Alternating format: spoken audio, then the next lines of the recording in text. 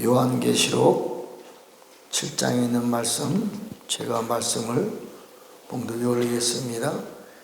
이 일 후에 내가 네 천사가 땅 네 모퉁이에 선 것을 보니 땅에 사방의 바람을 붙잡아 바람으로 하여금 땅에나 바다에나 각종 나무에 불지 못하게 하더라. 또 봄에 다른 천사가 살아계신 하나님의 인을 가지고 해 돋는 데로부터 올라와서 땅과 바다를 해롭게 할 권세를 받은 네 천사를 향하여 큰 소리로 외쳐 이르되 우리가 하나님의 종들의 이마에 인치기까지 땅이나 바다나 나무들을 해하지 말라 하더라. 내가 인침을 받은 자의 수를 들으니 이스라엘 자손의 각 지파 중에 인침 받은 자들이 14만 4천이니.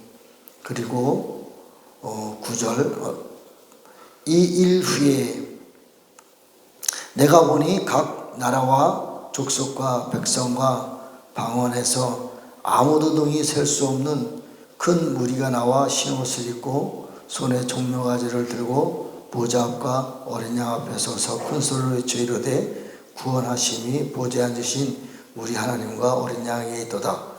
모든 천사가 보좌와 장로들과 네 생물의 주위에 서 있다가 보좌 앞에 엎드려 얼굴을 대고 하나님께 경배하여 이르되 아멘. 찬송과 영광과 지혜와 감사와 존귀와 권능과 신이 우리 하나님께 세도록 있을지어다. 아멘 하더라. 장로 중 하나가 응답하여 나에게 이르되 이 흰옷 입은 자들이 누구며 또 어디서 왔느냐. 내가 말하기를 내 주여 당신이 아시나이다 하니 그가 나에게 이르되 이는 큰 환난에서 나오는 자들인데 어린 양의 피에 그 옷을 씻어 시게 하였느니라. 그러므로 그들이 하나님의 보좌 앞에 있고 또 그의 성전에서 밤낮 하나님을 섬기며 보좌에 앉으신 이가 그들 위에 장막을 치시리니 그들이 다시는 줄이지도 아니하며 목마르지도 아니하고 해나 아무 뜨거운 기운에 상하지도 아니하리니 이는 보좌 가운데에 계신 어린 양이 그들의 목자가 되사 생명샘으로 인도하시고 하나님께서 그들의 눈에서 모든 눈물을 씻어 주실 것입니다. 아멘. 특별히 이 계시록은 이 계시의 말씀이 상징과 실제를 섞어놨어요. 어렵습니다. 그리고 계시록에 있는 이 말씀이 6,000년 성경 말씀의 맨 마지막 때에 되어져야 될 일이에요. 그러니까 지금은 이제 어쨌든 정확한 건 아니지만 성경 역사를 볼 때 6,000년 맨 마지막 끝에 지금 끄트머리에 와 있어요. 그러니까 끝에 와 있는 그 성경을 읽는 어떠한 사람들에게 하나님이 이 부분을 열어주는 거예요. 그래서 그전에는 뭐 종교개혁을 한 루터나 뭐 칼빈이나 이런 사람들은 이 계시록을 쳐다보지도 못했어요. 도저히 해석이 안 돼요. 아무런 깜깜한 거에 보면 도저히 안 돼요. 근데 지금은 웬만한 목사님들은 읽어보면 오, 이게 이렇네 하고 내용을 알 수가 있습니다. 물론 다 똑같이 이 부분을 푸는 사람은 저도 이제 어쨌든 계시록에 관심이 있어서 자그마치 17년 전부터 주님이 계시록을 보게 하셨고 또 꿈과 환상과 계시를 통해서 계시록을 푸는 훈련을 여기까지 해왔습니다. 지금도 마찬가지예요. 오늘 아침에도 정말 희한한 말씀을 보여주셨어요. 자, 다 달라요. 제가 그전에는 정말 이 계시록을 깨닫고 너무 이 계시록을 깨달은 것이 너무 감사해서 제가 막 글씨를 써서 제본을 해서 사람들마다 쫓아다니면서 사람들을 모아놓고 제가 밥 사주고 계시록을 막 설명을 했어요. 그러다가 요새 가만히 이제 다른 사람이 계시록 쓴 거 큰 거 이렇게 봅니다. 봅니다. 저하고는 달라요. 내가 틀리고 그들이 맞다 이런 개념이 아니고 그들도 이제 보는 눈이 있으니까 그들의 입장에서 보는 계시록 내용하고 제가 입장에서 보는 계시록하고 달라요. 틀립니다. 그러면서 제가 어떤 마음의 감동이 뭐냐면 그 사람들이 계시록을 설명하는데 그 듣는 사람들은 그 사람들의 설명을 듣고 이게 맞다 이렇게 이해가 되는 거예요. 근데 내가 설명하는 계시록을 얘기를 듣고 내 말을 듣고 내가 맞다 이렇게 듣는 사람도 있을 거예요. 그러니까 이 성경이 분명히 성경은 진리입니다. 진리의 진리. 이렇게 본다고 이렇게 보고 저렇게 본다고 저렇게 봐서는 안 되는 거예요. 진리의 말씀, 정확하게 이 말씀이 이거다 이렇게 돼야 돼요. 그런데 제가 깨닫는 이 말씀을 다른 사람한테 해석을 시킬 수 있는 능력이 없다는 걸 알았어요. 처음에 깨달았을 때는 너무 반가워가지고 너무 좋아가지고 야 이거다 설명했는데 지금은 많은 사람, 수도 없이 많은 사람들이 계시록을 풀어내는데 다 자기 입장에서 푸는 거예요. 근데 내가 푸는 계시록도 그 사람들 중에 하나로 본다고 하면 이해가 안 되는 거예요. 그래서 이제는 계시록을 누가 물어보기 전에는 말 안 해요. 뭐는 말 안 해. 정말 어렵습니다. 그러나 사실은 솔직히 말하면 하나가 확 열리면 절대 어렵지 않아요. 이게 안 열리니까 어려운 거예요. 근데 저는 솔직히 말씀드리면 다른 사람들이 계시록 푸는 것마다 다 다른데 그 사람들이 계시록에 뭐가 몰라서 이렇게 풀고 있다는 걸 저는 다 말할 수 있어요. 다 말할 수 있어요. 물론 제가 100%는 아닙니다. 100점은 아니에요. 그러나 99.9%는 저는 솔직히 말씀드릴 수 있어요. 어제 새벽에도 주님이 또 하나 깨닫게 해주셨어요. 이게 100%는 아닙니다. 아직도 저는 풀어나가고 있는 거예요. 정말 기가 막힌 비밀을 풀었어요. 오늘도 마찬가지예요. 오늘도 마찬가지예요. 그런데 굉장히 중요한 내용입니다. 교회 7정이. 여기서 보면 14만 4천, 이스라엘의 14만, 인 많은 사람이 14만 4천인데 과연 이들이 누구냐? 분분합니다. 분분해. 이 부분을 정확하게 이렇다 하고 말한 사람을 전 한 사람도 못 봤어요. 물론 저도 뭐 이제 제 말을 듣고 이게 틀렸어 이렇게 말하는 사람도 있을 수 있어요. 저보다 더 높은 단계의 계시록이 열린 사람은 제가 말하는 부분이 틀렸어 이렇게 말할 수 있어요. 참 성경은 어렵습니다. 자, 어쨌든 제가 깨달은 수준만큼만 풀 수 있는 거예요. 자, 몇 가지를 한번 풀어보겠습니다. 정말 중요한 내용이에요. 이 일 후에 어린 양 예수님이 인을 띠잖아요. 첫 번째 인, 두 번째 인, 세 번째 인, 네 번째, 다섯 번째, 여섯 번째 인을 띠고 나서 일곱째 인을 띠기 바로 전의 사건이에요. 그러니까 이 어린 양 예수님이 일곱 인을 띠면 7년 환란이 다 끝나는 거예요. 그러니까 이것은 거의 끝에 있는 사건이에요. 자, 일곱 인이요 계시록 전체의 내용입니다. 전체 사건이에요. 그런데 여섯째 인이 끝나고 일곱째 인 띠기 중간에 있는 일이에요. 그러니까 거의 끝날 때예요. 이때에 사방에서 일곱 인의 내용은 말탄 자들이 전 세계를 돌아다니면서 전 세계에 있는 예수 믿지 않는 하나님을 알지 못하는 그리고 해와 달과 별과 땅속까지도 바다 속에도 사단들이 숨어 있어요. 사단들만 숨어 있는 것이 아니라 용들도 숨어 있습니다. 얘네들을 멸망시키는 내용이 그 말탄 자들의 심판의 내용들이에요. 근데 이 바다 속에 강물 속에 땅 속에 해와 달과 별 속에 용들, 탄닌, 니오야델이라는 존재가 숨어 있는데 이러한 것을 발견한 사람이 한 사람도 없어. 제가 볼 때는. 그러니까 성경을 제대로 못 풀고 있는 거예요. 이걸 봐야 되는 겁니다. 봐야 되는 거예요. 이 다니엘서에 보면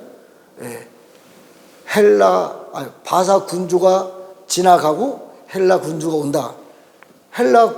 바사 군주하고 헬라 군주만 있나요? 전 세계 약 280개 나라에 군주들이 다 있는 겁니다. 이런 영의 세계를 모르니까 영적 전쟁을 제대로 못하는 거예요. 그러니까 많은 선교사들이 파송돼서 선교지에 가서 맨날 엄청나게 당하고 막 정신병 뭐 이렇게 죽음의 병 이렇게 오는 거예요. 이런 영적 전쟁을 모르니까 정말 안타까워요. 저는 사실은 언젠가는 주님이 이런 부분을 다 풀게 해주시겠지요. 며칠 전에 오산의 금식 기도원에 가서 이틀 동안에 불임절 예배를 드렸는데 제가 다리가 아팠다 그랬잖아요. 금식 기도하고. 근데 그 필리핀계 미국 선교사님이 와서 이틀 동안에 이제 같이 이제 대화하는 일이 있어서 제가 깨달은 게 있잖아요. 감이 있잖아요. 저는 그분을 불러서 다리를 놓고 기도해라 그랬어요. 기도해달라 그랬어요. 그러니까 제가 깨달은 거 똑같더라고요. 앞으로 네가 많이 다니면서 많은 땅을 회복해야 된다. 그러고 나서 지금 멀쩡해졌어요. 할렐루야. 자, 어쨌든 개인적인 거고. 자, 빨리빨리 지나가야 돼. 시간이 지나가네. 자, 네 모퉁이 이제 바람을 불게 하는 이 나쁜 그러니까 바벨론 사단의 그 예수 믿지 않은 사람들을 이제 이렇게 심판하는 내용입니다. 그때 한 천사가 나타나서 바람을 불지 못하게, 어려움을 당하지 못하게 잠깐 평화롭게 고요하게 해라. 그러고 나서 하나님의 인을 가지고 인을 칩니다. 이 내용이 어디서 나오냐면 스가랴서의 이 내용이 9장 1절부터 14절까지 이 내용이 똑같이 나옵니다. 가는 배우도 있고 허리에 목도 찬 사람이 이 하나님 나라의 서기관이에요. 서기관이 그 예루살렘 성 안에서 이제 그 울면서 이제 통곡을 하면서 기도하는 사람들이 있어요. 이마에 인을 칩니다. 이런 사람들은 나중에 절대로 어려움 당하지 않아요. 다 나와 있습니다. 자, 마지막 때도 마찬가지예요. 제3성전에서 적그리스도가 적그리스도 행세를 할 때에 이때 3분의 1 유대인들은 삼성전에서 제사장 노릇하는 제사장이 적그리스도라는 것을 깨닫고 그때 울면서 회개하면서 기도하는 사람들이 있어요. 이 사람들한테 인을 쳐준 겁니다. 그런데 그 사람들만 인을 치는 것이 아니고 교회에도 마찬가지예요.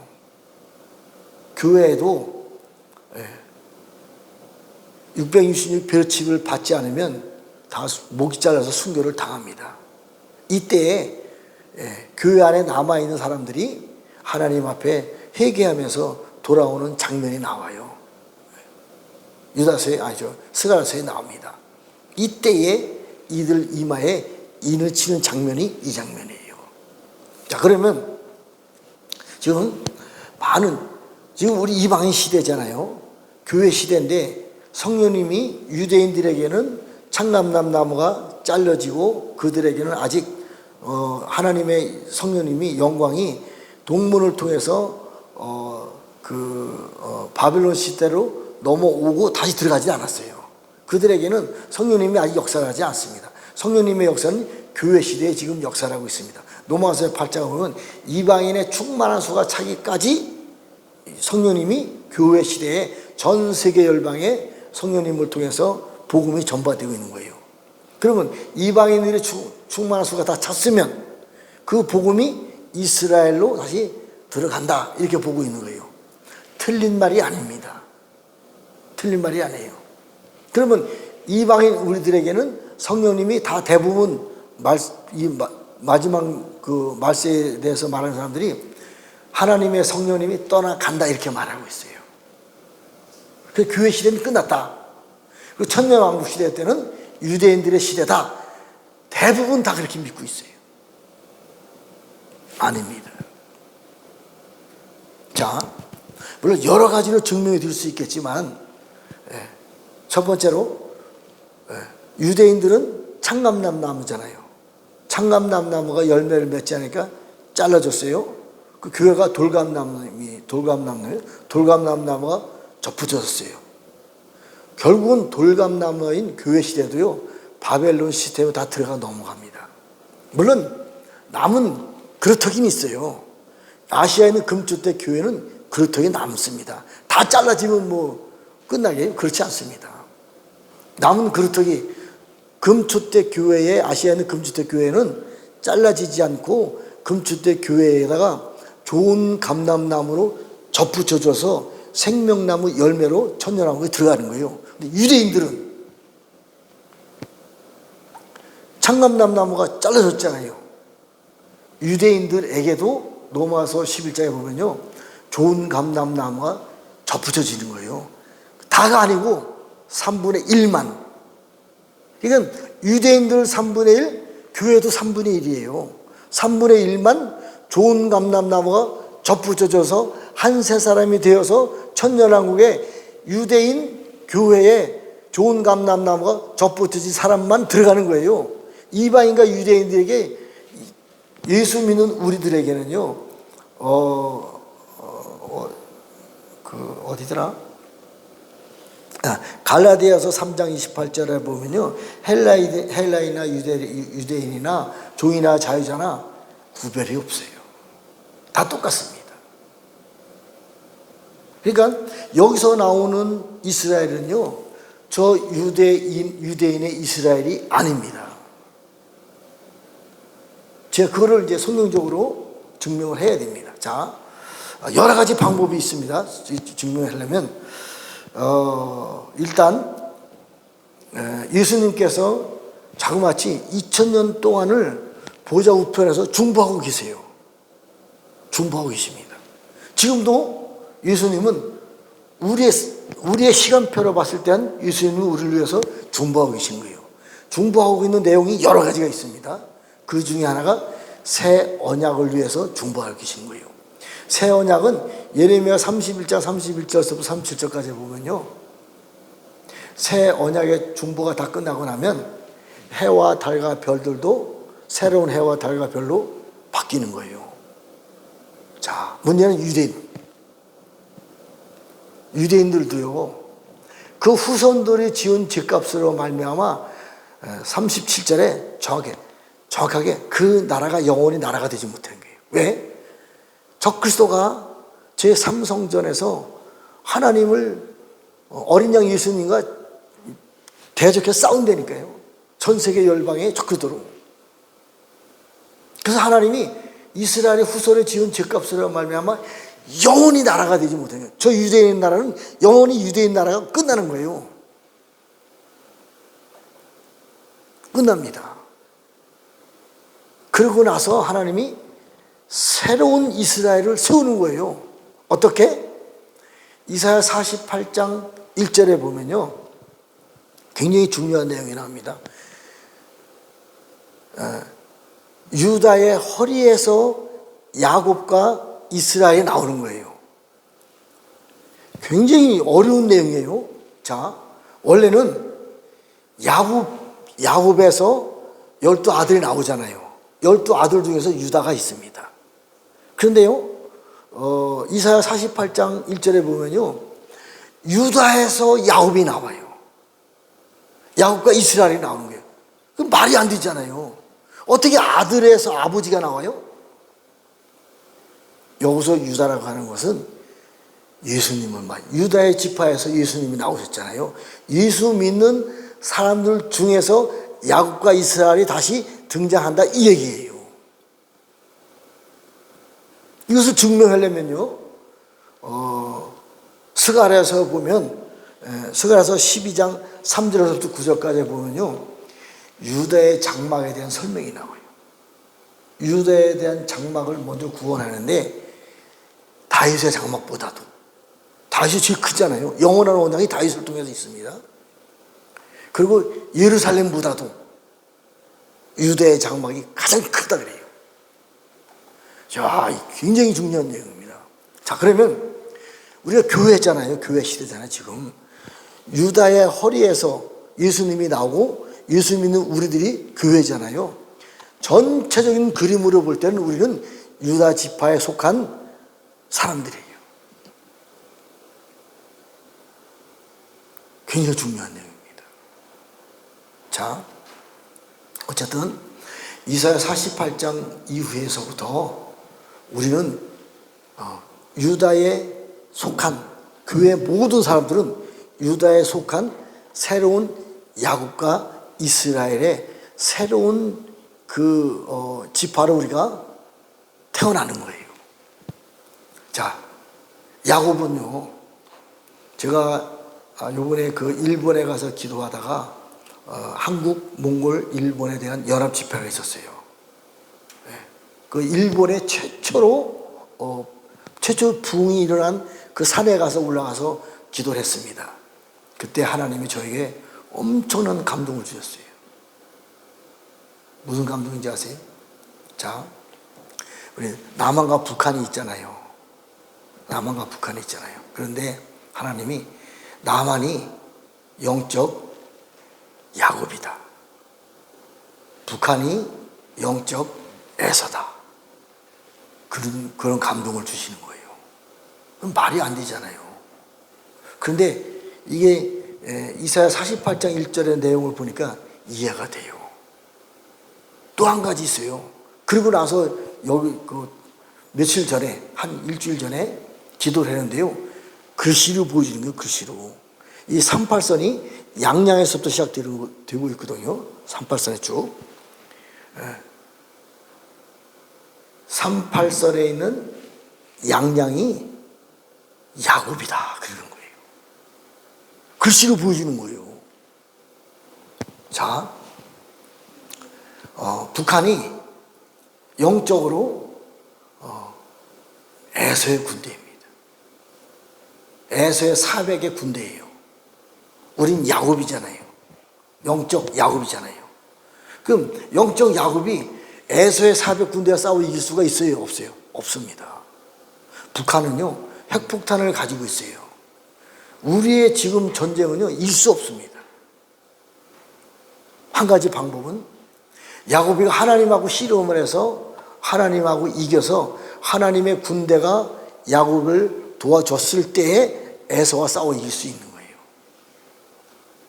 자, 마지막 때에 놀라운 일이 또 있어요. 자, 양양에서부터 38선이 시작돼요. 이 38선이라고 하는 놀라운 비밀이 있다니까요, 제가. 38 보좌의 비밀이 있습니다. 일본에서 기도했을 때 주님이 어떤 감동을 주셨냐면 이 38선이 분명히 열립니다. 뽑혀요. 하늘에도 38 보좌의 장막이 있는 거예요. 이게 열리는 겁니다.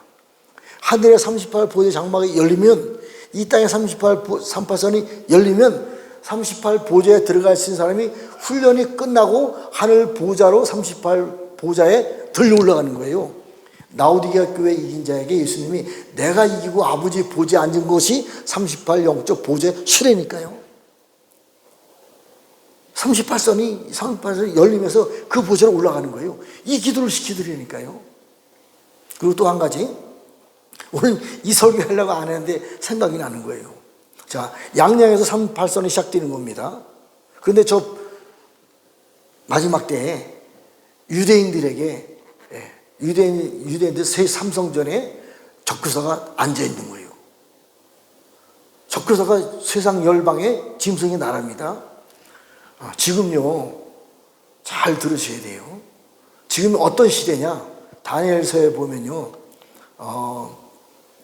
그 마지막 그 일곱 무리 열불 짐승 중에서 마지막 발가락 시대예요. 이 종아리가 쇠고 발가락의 일부는 쇠고 일부는 진흙 시대예요. 근데 이 중에서 일곱 무리 열불 시대에서 다르게 표현할 때 일곱 무리 열불 발가락 시대는 열 발가락 시대 이렇게 표현이 됩니다. 일곱 머리 열불 시대에서 한 뿔이 올라와서 세 뿔을 삼킵니다. 그러니까 자, 한 뿔이 올라와서 세 뿔을 삼키니까 네 뿔이지요. 이 네 뿔이 적그리스도 나라예요. 근데 계시록의 아시아는 금주택 교회 자세히 읽어보면요, 유대인의 회당을요 사단의 회당이라 그래요. 잘 알으셔야 돼요. 사단의 사단이 어디서 나오냐면 유대인에서 나옵니다. 근데 유대인과 한 패거리가 된 나라가 있어요. 7머리 10뿔, 원래 10머리 10뿔이에요. 10머리 10뿔 중에서 한 뿔이 올라서 세 뿔을 삼키니까 네 뿔이 되는 거예요. 네 뿔에 적혀서 나랍니다. 미국이 하는 짓거리를 자세히 보세요. 미국이 지금요, 세 뿔을 삼키려고 지금 수를 쓰고 있는 거예요. 아니, 멀쩡한 카나다를 왜 자기네 나라로 11번째, 51번째 주라 그래요? 그냥 하는 게 아니에요. 멕시코도 마찬가지예요. 그린란드도 마찬가지예요. 덴마크령도 자기네 나라래요. 자기네 나라를 만든대요. 왜요? 한 뿔이 올라와서 세 뿔을 삼키면서 적그런 나라가 되는 겁니다. 지금 이 시기에 우리가 와 있는 거예요. 자, 그러면 다니엘서 2장 33절하고 44절에 보면 이때에 한 뿔이 올라서 세 뿔을 삼키면서 네 뿔이 적그런 나라가 시대에 하나님께서 영원히 변하지 않는,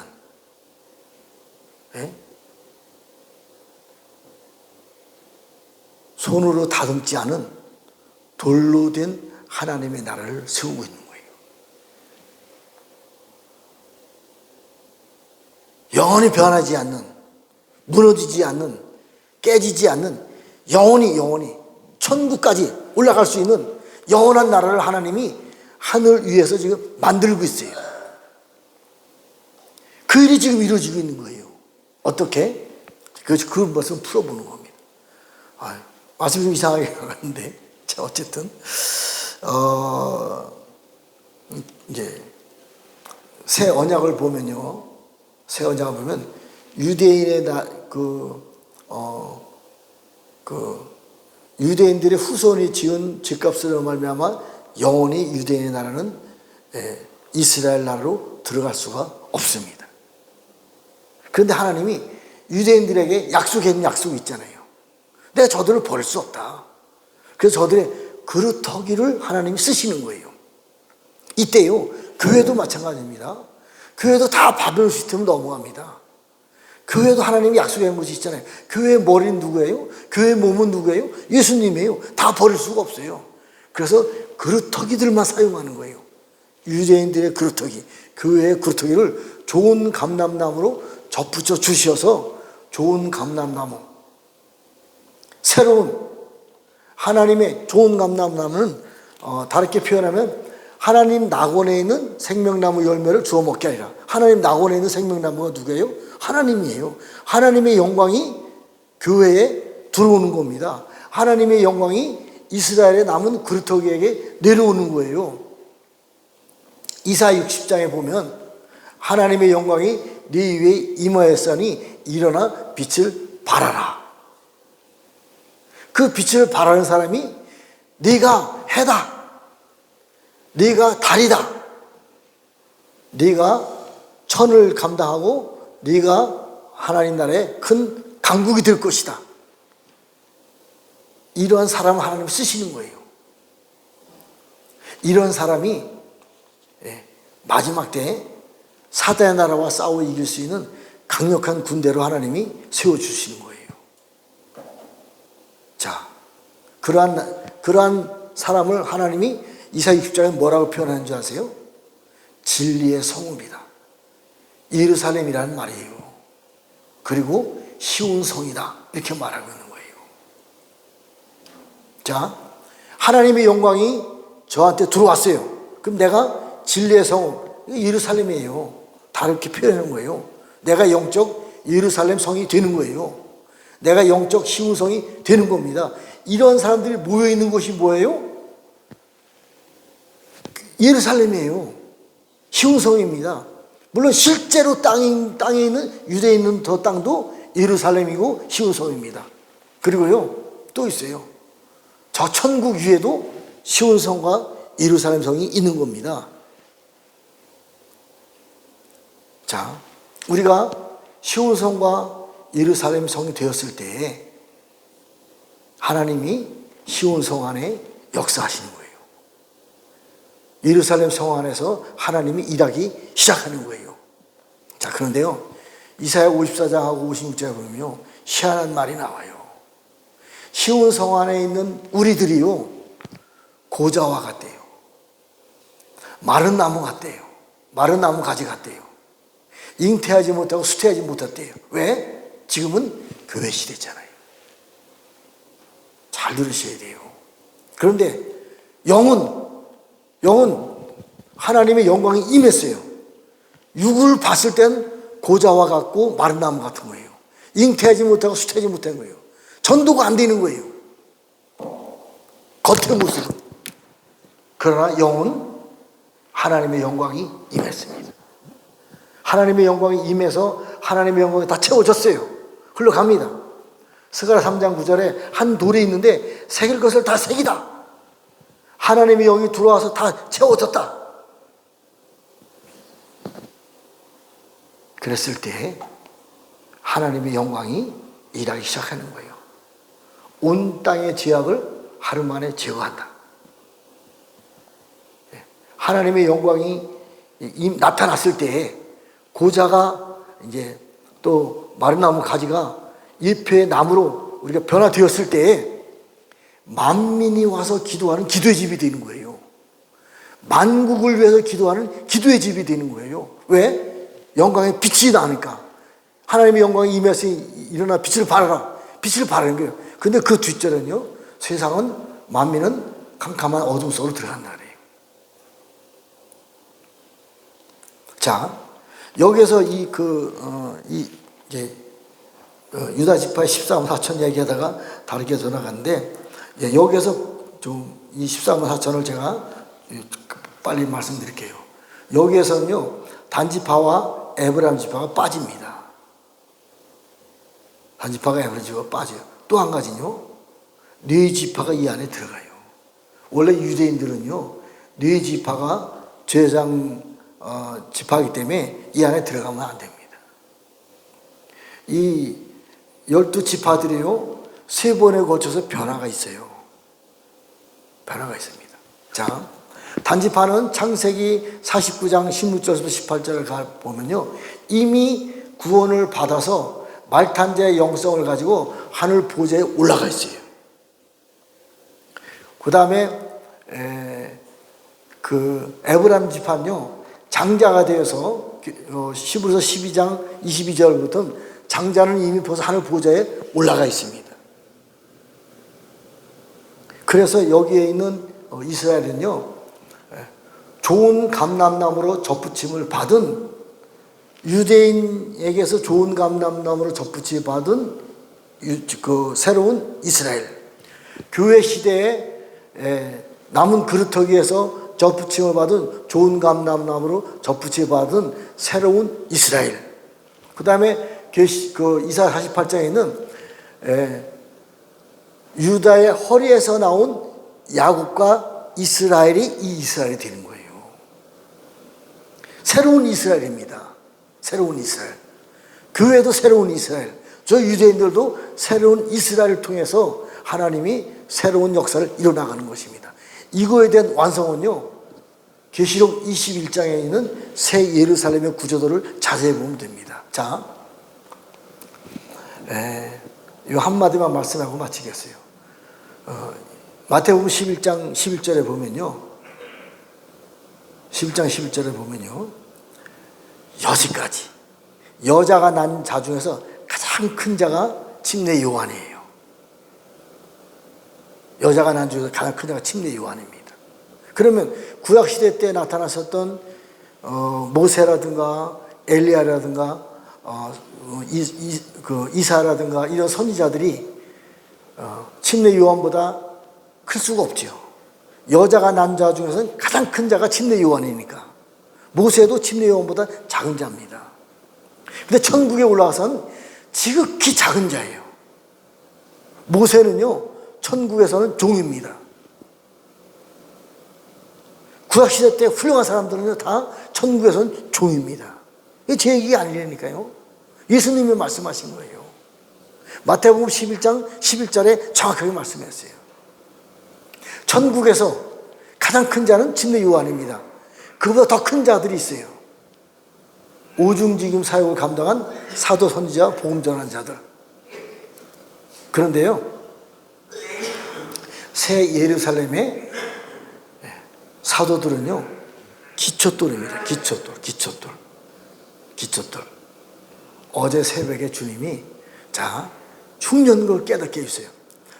기초돌이에요. 말 그대로 집을 질 때 기초입니다. 사도, 선지자들은요, 기초예요. 집을 짓는 그 구조물이 아닙니다. 기초예요. 사도들은. 그런데 사도들이 기초인데 그 옆에 12사도들이 있잖아요. 사도들이 이름 있잖아요. 근데 그들 옆에 그들이 보석이다 그래요. 물 좀 드려요. 중요한 얘기를 하는 거야, 지금 아주. 처음 깨달은 얘기를 하는 건데. 왜 12사도가, 베드로전서 2장에 보면 돌이라 그래요. 근데 어떻게 보석이 될 수 있느냐? 천년 왕국 때서부터 저 천국까지는요, 천년 왕국은 저 천국을 준비하는 과정이 있어요. 천국에서는 모든 것이 다 보석입니다. 돌이 없어요. 근데 12사도는 돌입니다. 돌. 근데 그 옆에는요, 12사도가 기초석, 그리고 그 다음 절에 가면요, 12사도인데 12보석이다 그래요. 그럼 어떻게 12사도가 보석이 돼요? 계시록에요, 자세히 연구하다 보면요, 두 증인들이 있잖아요. 두 증인들을 선지자들이라 그래요. 두 증인들을. 그리고요, 사도들도 선지자라 그래요. 그러니까 계시록 시대 때에 12사도들을요, 선지자하고 똑같이 취급해요. 그래서 보석이 될 수 있는 거예요. 어렵네요, 얘기가. 원래 12사도는 돌입니다. 그런데 계시록 시대 때 이후서부터 12사도가 선지자로 갔다가 보석의 역할을 감당할 수 있는 새로운 능력의 선지자로 일하는 거예요. 잘 들으셔야 돼요. 지금까지의 선지자들은요, 돌입니다. 돌.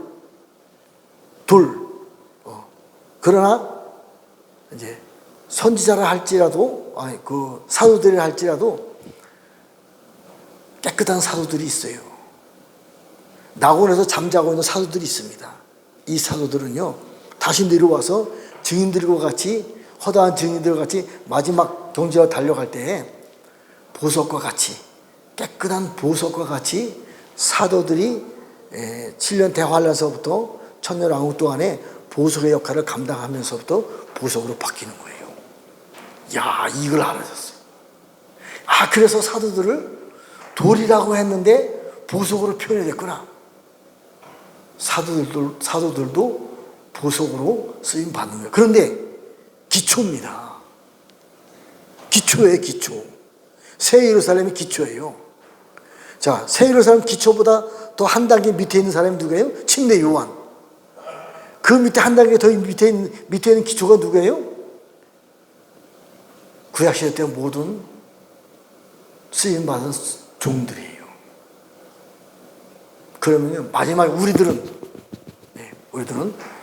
히브리서 11장 40절에 보면요, 우리들 때문에 낙원에서 잠자고 있는 모든 사람들이 온전하게 되는 거예요. 마지막으로 한 가지만. 제가 설교할 때 굉장히 힘든 부분이 뭐냐면, 딱 12시 되면 우리 어머니가 나가는 거예요. 이게 머릿속에 아주 고민이에요. 그러니까 너 풀어야 되는데 못 풀고 있는 거예요. 한 가지만 풀게요.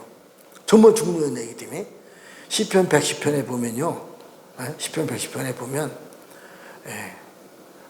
예수님이 보좌 우편에서 중보를 다 끝냅니다. 중보를 다 끝났을 때 창조전에 계셨던 하나님 아버지의 가졌던 영광의 보좌의 귤을 예수님 옆에 주시는 거예요. 예수님이 받고 그때부터 예수님이 하나님이 되시는 거예요. 하나님이 되신 예수님이 뭐라고 말씀하셨냐면 나오디에게 내가 이기고 아버지 보지 않는 것 같이 너희들도 내 보지 않기라. 우리도 하나님의 자리에 올라가는 사람들이 있는 거예요. 이 보좌의 규를 받은 사람이, 이건 마태라는 단어입니다. 창세전에 하나님의 가진 모든 권세와 능력이 마태라는 거예요. 이 마태를 예수님 앞에 주시고 이기고 예수님이 내가 이기고 아버지 보지 않는 것 같이 너희들도 이기고 아버지의 보좌에 올라간 사람들에게 마태를 줍니다. 이 사람들이 하나님의 보좌에 올라간 사람들이 14만 4천이 아니에요. 네 생물, 24장로들, 심센천사들, 심판의 천사들, 이 14만 4천보다 더 먼저 올라간 사람들이 마태를 받은 사람들이에요. 이 사람들 때문에 사단과 싸워 이길 수 있는 능력이 있는 거예요. 이 사람들이 낙원에서 잠자고 있는 모든 사람들을 온전하게 해주는 사람들이에요. 마지막 시대에 우리들이 될 수 있는 거예요. 우리들 때문에 하나님의 나라가 완성될 수 있는 거예요. 우리들이 하나님의 형상이라니까요. 하나님이 아니고 하나님의 형상이 되어서 하나님이 원하시는 일을 우리를 통해서 완성되는 거예요. 이것이 14만 4천보다 먼저 보좌에 올라간 첫 번째 휴거된 사람들이. 이 14만 4천하고 약간 차이가 있어요. 이 사람들은 여섯 번째 인을 뜰 때에 올라가는 사람들이에요. 자, 해도 넣는 곳에 올라와서 인을 치는 사람들이 우리들이라니까요. 에스겔서 9장에 나와 있는 가는 배우도 있고 허리에 목돈 찬 하나님의 소유관들이에요.